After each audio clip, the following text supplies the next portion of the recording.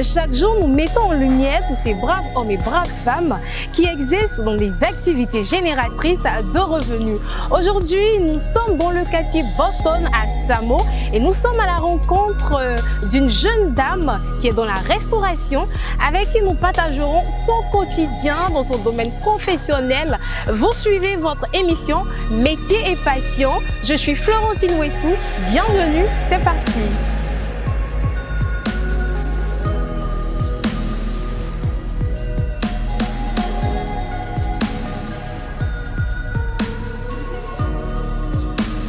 Bonjour madame. Bonjour madame. Alors avant de commencer, vous allez regarder la caméra et vous allez vous présenter. Je me nomme Rabé Armel Régine, à l'état civil. D'accord. Alors nous sommes à l'émission Métier et Passion. Voilà. Et nous, généralement, on met en lumière des femmes, des hommes qui exercent dans un métier ou qui font leur commerce génératrice de revenus. Alors aujourd'hui, nous sommes ici chez vous, dans votre espace. Nous allons parler avec vous pour connaître votre quotidien, comment ça se passe ici. Donc alors, déjà la première question que je vais poser, parlez-nous un peu de votre activité. Bon, c'est une activité que depuis fort longtemps je voulais faire, c'était un rêve pour moi. Et que je vais pas dire que j'ai réalisé mon rêve parce que je suis au bout d'abord de ce que j'ai commencé à faire. C'était une passion pour moi de réaliser, de faire un restaurant. Et aujourd'hui, je peux dire que je suis un peu contente parce que je n'ai pas encore fini ce que je veux vraiment faire.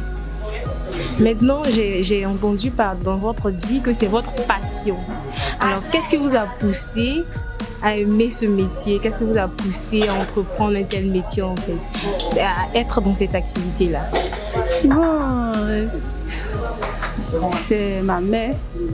Depuis toute petite, elle nous montrait comment préparer tout ça là. Et les vacances scolaires, on faisait un peu d'activité, on faisait les placalis, les torfilles pour s'en sortir. Et puis bon, c'est resté en nous et on a voulu faire ça. Un jour, on se disait que peut-être demain si on grandit, on a les moyens. Mais si on n'a pas de moyens, qu'on a un peu d'argent, pourquoi ne pas se lancer dans quelque chose qui est un peu grand? Donc c'est comme ça, c'est depuis le bas âge quoi. Ma maman m'a mis d'occuper un peu la préparation. On a vu que vraiment c'était intéressant. On a vu que les gens aiment manger. Moi-même j'aime manger. J'aime manger, donc franchement je touche un peu de tout quoi. La nourriture africaine comme la nourriture européenne. J'essaie de toucher un peu pour voir qu'est-ce qui est bon dans tout, parce que toutes les langues quoi. Comme nous sommes actuellement à Bonois, donc la nourriture phare d'ici qu'on appelle une bêta, je sais faire ça. Donc j'apprends au fur et à mesure la nourriture togolaise, béninoise, presque partout quoi, parce que j'aime bien la cuisine. Et mon papa nous a dit que la nourriture, la préparation c'est de l'art. Donc franchement c'est quelque chose que j'aime bien ça. Donc pourquoi ne pas faire un jour? Et que voici ça aujourd'hui. Alors comment ça se passe ici par rapport à la cuisson des nourritures? Est-ce que c'est vous-même qui préparez? Parce que là je vois qu'il y a des personnes qui vous aident, il y a des serveuses. Maintenant concernant la cuisson, est-ce que c'est vous-même ou ce sont les serveuses? Bon, franchement dit, je n'ai pas trop le temps. Parce que en dehors de ça, j'ai un petit boulot que je fais. Donc elle a une responsable qui s'occupe de ça. Mais si je suis là, je mets un peu ma main là-dedans, je mets mon grain de sel, je mets un peu ma main dedans, je vois vraiment, je regarde. Bon, on apprend, ça apprend, c'est pas parce que je suis responsable, donc je vais dire que je sais tout faire.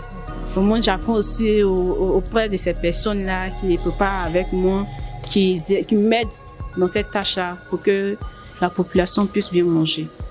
Maintenant, comment vous arrivez à vous produire tous ces ingrédients, ces légumes? Où est-ce que vous allez chercher? Bon, c'est local, hein. C'est local. Au marché, et puis dans les supermarchés aussi. Parce que dans les supermarchés, il y a d'autres qui sont un peu moins chers. Parce qu'actuellement, le marché est très cher, franchement dit. Allez, on venir à ça, j'allais vous demander, ça se passe combien? Cher, franchement dit. Mais comme j'ai dit, c'est un rêve, c'est une passion. Donc tu peux pas ne pas dire, comme le marché est cher, donc tu vas laisser, franchement dit. Il y a des fois, on peut vendre, et quand on finit de vendre toute la recette, quand tu fais, tu vois que tout rentre encore dans le marché. Mais on peut pas laisser ça, on peut pas laisser tomber parce que c'est une passion. C'est dire, donc un jour, Dieu va faire grâce, on va avoir de bonnes personnes pour investir dans notre domaine, pour venir nous aider, pour qu'on puisse avoir une bonne rentabilité. Sinon, des fois, tu mets 50 000 francs, tu peux te retrouver peut-être même avec moins que ça, mais ça ne nous gêne pas. On veut nourrir la population, donc on fait avec. C'est ça. D'accord. Maintenant, ce que j'ai envie de savoir, c'est par rapport au plat, par rapport au prix des plats que vous donnez à la clientèle. Est-ce que c'est abordable ou est-ce que vous pensez que vous devez augmenter un peu par rapport au marché, c'est un peu cher et tout? Bon, vous voyez, nous sommes à Bonois, précisément à Samo. On fait avec ce que nous avons les moyens de bord. On ne peut pas dépasser le prix que nous avons déjà fixé. Ici, les gens se débrouillent, les gens ont le petit boulot. Donc, on ne peut pas faire un plat de 5 000 francs. Il y a des plats qu'on peut faire pour 5 000, mais c'est quand on voit que peut-être ils sont peut-être nombreux, ils sont peut-être 4 à 5 personnes, ils veulent peut-être des commandes. Là, on peut dire 5 000. Sinon, que le plat qui est là, bon, c'est un plat. Ça les satisfait parce qu'il y a presque tout ce qu'ils trouvent dedans. Et puis la nourriture est bien faite, eux-mêmes ils vont témoigner, ils sont là. Donc franchement dit, on ne peut pas dépasser au-delà de ça. Peut-être à moins que peut-être on avait que peut-être le plat est plus résistant que ça. Là peut-être on peut dire 2000, même 1500, sinon que notre plat standard c'est 1000 francs. Alors généralement comment ça se passe avec c'est quoi le rapport même avec la clientèle au quotidien? Bon, quand tu fais une activité d'une telle situation là, vraiment il faut te mettre au même niveau que les clients. Il faut être courtois avec les clients parce que les clients ont besoin de ça. C'est vrai qu'il a son argent qu'il vient manger, mais le client, quand tu le satisfais, quand tu ris avec lui, il oublie ses problèmes. C'est vrai, il a envie de manger pour partir. Mais déjà qu'il vient, puis voir l'ambiance qui règne là, il voit le moment qu'on le reçoit, un peu en plus encore le mec qui est très bon. Vraiment, ça l'encourage. Et à revenir encore. Et puis, un client qui satisfait, on voit plusieurs clients. On a remarqué ça ici, et puis j'ai toujours dit ça à mes collaboratrices. Un client qui est satisfait, il en voit plusieurs. Mais un client qui n'est pas satisfait et qui vient vous crier là-dessus, vous faites ce que vous voulez, le recevoir bien. Mais si ça ne peut plus revenir. Donc franchement, il y a une amitié entre les clients et nous, franchement, parce qu'on a besoin de ça. Okay. Mais est-ce qu'une fois en passant, il n'y a pas eu d'incompréhension avec certains clients? Bon, c'est la vie, hein. C'est la vie. On ne peut pas dire qu'on va. On ne peut pas dire que toute la vie est rose, hein, parce que ça arrive. Hein, parce qu'il y a des clients qui viennent avec leur humeur. Et il y a des fois, toi-même, là, le client te fatigue jusqu'à la fin, même tu es obligé de répondre. Mais c'est une fois en passant parce que on ne peut pas mettre une barrière entre les clients et nous. Donc là, ça arrive.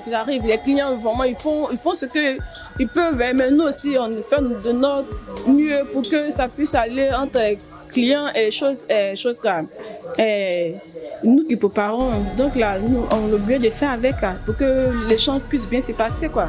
C'est tout. Maintenant, au-delà du fait que les serveurs sont là et vous êtes, c'est quoi le rapport aussi avec elles? Est-ce que c'est bien? Est-ce que vous entendez? Non, vous voyez, la vie qu'elle a là, c'est pas facile. J'ai toujours dit, même pour boire de l'eau, c'est pas facile. Même pour manger, même pour se laver. Le fait que quand tu vas ouvrir le robinet pour te laver en bas, mais c'est pas facile.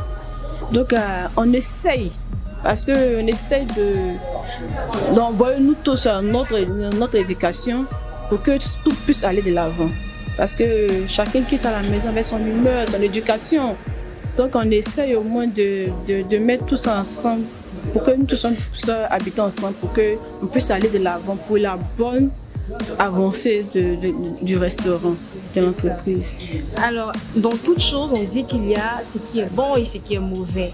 Donc, en tant que chef restauratrice de cette entreprise-là, c'est quoi les moments les plus difficiles en fait? Oh, les moments les plus difficiles, c'est que, bon, je vais dire quoi même. On a traversé des moments les plus difficiles. On a fait plus de 3 mois quand on était seul avec ma collaboratrice. On était vraiment seul, mais avec la grâce de Dieu,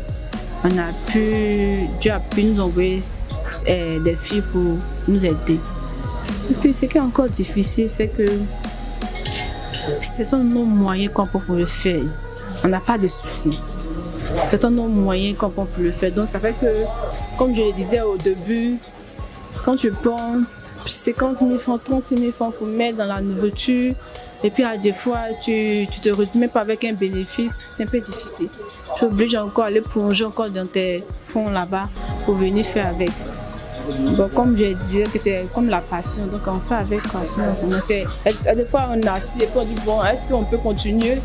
On dit, on se réveille un matin et on dit bon, avec le Seigneur, on a fonctionné, c'est un peu difficile, franchement. D'accord. À côté aussi de ce qui est difficile, il y a aussi ce qui est bon. Oui, bon, c'est ça, je disais que c'est la passion. C'est la passion parce que tu as envie de le faire depuis fort longtemps. Tu avais mûri cette idée-là et Dieu t'a fait grâce que tu as eu un coin et puis tu as fait. Donc franchement, même quand c'est un peu difficile, que tu vois que tu te retrouves le soir avec rien, le matin tu te dis bon attends, je vais continuer encore, je vais partir. Tu fléchis pas à genoux pour dire non, bon comme ça n'a pas marché, donc c'est pas la peine, on laisse tomber. Non, c'est la passion, donc ça nous motive de venir, de toujours faire pour qu'un jour porter fruit, parce que tout n'est pas rose. Tout n'est pas rose et puis la vie est difficile, donc là, et c'est qu'au bout de l'effort, la récompense, donc c'est pour cela. Alors, un petit secret, on veut connaître, parce que tout le monde a quand même son petit secret, donc on veut connaître le petit secret. Mon petit secret, oui. Mon petit secret, c'est Dieu. Franchement, c'est Dieu. Sans Dieu, moi, je suis rien. Franchement, c'est mon secret qu'elle a. C'est vrai que mes frères, mes soeurs me disent qu'ils ne m'ont jamais vu pleurer, ils ne m'ont jamais vu pleurer sur mon sort. Mais je dis qu'avec Dieu, on a l'assurance. Comme Dieu a dit que lui, il est héritier et nous sommes les co-héritiers. Ça veut dire qu'on a tout, quoi. Donc c'est mon petit secret que là, je me base sur Dieu pour marcher, pour faire toutes mes choses. Sinon, à part lui, il n'y a rien. D'accord. Maintenant, on est déjà au thème de l'émission, mais on peut pas vous laisser sans que vous adressiez un mot à toutes ces jeunes filles-là qui ne savent pas dans quoi elles vont se lancer. Par moment, elles ont les moyens, elles ont les soutiens, mais elles ne savent pas dans quoi se lancer, elles hésitent. D'autres aussi, par contre, ne se voient pas en train de venir préparer pour vendre. Elles se disent non, c'est trop de travail en fait. Donc, elles ne se voient pas en train de mettre la main à la tâche. C'est l'argent rapide en fait. Donc, à ces jeunes filles-là, vous allez regarder la caméra et puis donner un petit conseil. Bon, ce que moi, je peux dire aux jeunes de maintenant, l'argent facile, ça sépare. Dans la vie, il faut lutter. On a eu les grandes personnes, les grands types, les grandes personnes qui ont travaillé dur pour l'avancée du pays. Parce qu'ils ont travaillé dur qu'aujourd'hui, on voit ce que le pays est. Si tu ne travailles pas et que tu veux quelque chose qui est facile, au fur et à mesure, tu as toujours le temps de la main. Une femme qui se déveut, qui lutte, qui travaille là, elle ne peut pas attendre la main de quelqu'un pour avoir quelque chose. Parce qu'il y a des fois, toi aussi, il y a tes propres besoins à faire. Tout ce que nous faisons, on doit faire ça avec la passion. Il faut aimer la chose. Quand tu aimes, c'est facile de le faire. Tout travail. On n'a pas besoin d'avoir des millions pour commencer une entreprise. Avec 2 000 francs, 3 000 francs, 6 000 francs, mais il faut savoir s'organiser. Il faut avoir aussi des personnes aussi pour t'aider à avancer, franchement. Parce que quand tu as personne pour te donner des conseils, c'est pas facile. C'est même pas facile du tout, franchement dit. Mais il faut faire un peu au fur et à mesure. Et demain, tu es assis là. Quand tu regardes, tu vois les réalisations que tu as faites, tu es heureux. Le conseil que je donne même, franchement dit, c'est pas bon d'être envieuse. C'est pas du tout bon d'être envieuse. Parce que ma camarade a ça, moi je n'aime pas ça. Je vais avoir aussi. Non. C'est même pas du tout bon. C'est très important, ça là, l'envie là. va te mener à faire des bêtises. Ça ne passe pas, la vie qu'elle a, ça ne passe pas. Les modèles ne passent pas. Le jour que tu as ton argent là, tu peux faire ce que tu veux. Donc c'est mieux de prendre les 35 000 francs, les 40 000 francs, les 100 000 francs, pour te prendre depuis 2000, quand tu es assis, tu vois tes réalisations, tu es heureux. C'est ça, c'est le conseil que je donne à tout le monde. L'envie n'est pas bonne. Et puis mettre Dieu au devant de tout ce que nous faisons. Merci beaucoup.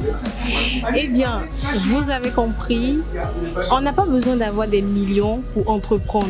Déjà, commence avec ce que tu as et un peu, tu arriveras. Surtout, évitez d'être envieux, envieuse. Et puis, mettez Dieu au devant de tout ce que vous faites. Voilà, nous avons terminé cette émission.